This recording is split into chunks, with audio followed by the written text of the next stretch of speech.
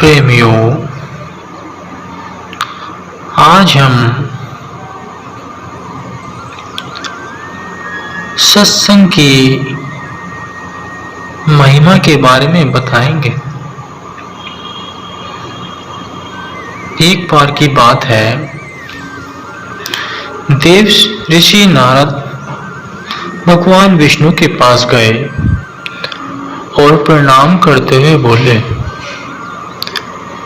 भगवान, मुझे सत्संग की महिमा सुनाइए।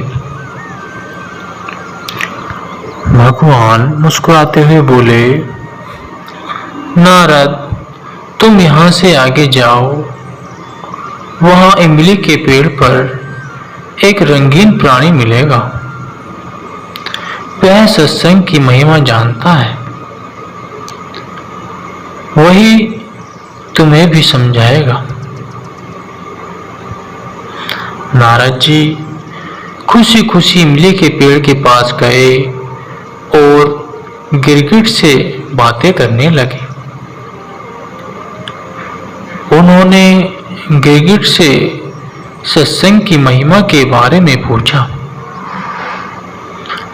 सवाल सुनते ही वह गिरगिट पेड़ से नीचे गिर गया और झटपटाते हुए प्राण छोड़ दिए। नारद जी आश्चर्यचकित होकर लौट आए और भगवान को सारा वृतांत सुनाया। भगवान ने मुस्कुराते हुए कहा, इस बार तुम नगर के उस धनवान के घर जाओ और वहां जो तोता पिंजरे में दिखेगा उसी से सत्संग की महिमा पूछ लेना। नारद जी क्षण भर में वहां पहुंच गए और तोते से सत्संग का महत्व पूछा।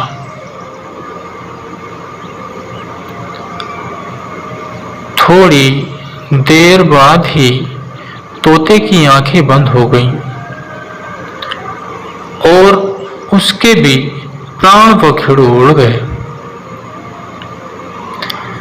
इस बार तो नारद जी भी घबरा गए और दौड़े दौड़े भगवान कृष्ण के पास पहुंचे। नारद जी ने कहा, भगवान, यह क्या लीला है? क्या सत्संग का नाम सुनकर मरना ही सत्संग की महिमा है? भगवान हंसते हुए बोले, यह बात भी तुमको जल्द ही समझ आ जाएगी। इस बार तुम नगर के राजा के महल में जाओ और उसके नवजात पुत्र से अपना प्रश्न पूछो। नारद जी तो थर थर कांपने लगे और बोले, अभी तक तो पक्षी ही अपने प्राण छोड़ रहे थे। इस बार अगर वह नवजात राजपुत्र मर गया तो राजा मुझे जिंदा नहीं छोड़ेगा।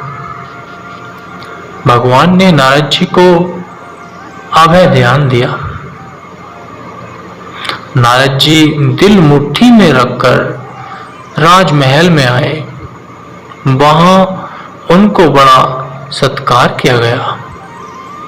अब तक राजा को कोई संतान नहीं थी, अतः पुत्र के जन्म पर बड़े आनंद उल्लास से उत्सव मनाया जा रहा था। नारद जी ने डरते डरते राजा से पुत्र के बारे में पूछा। नारद जी को राजपुत्र के पास ले जाया गया। पसीने से तर तर होते हुए मन ही मन श्री हरि का नाम लेते हुए नारद जी ने राजपुत्र से सत्संग की महिमा के बारे में प्रश्न किया तो वह नवजात शिशु हंस पड़ा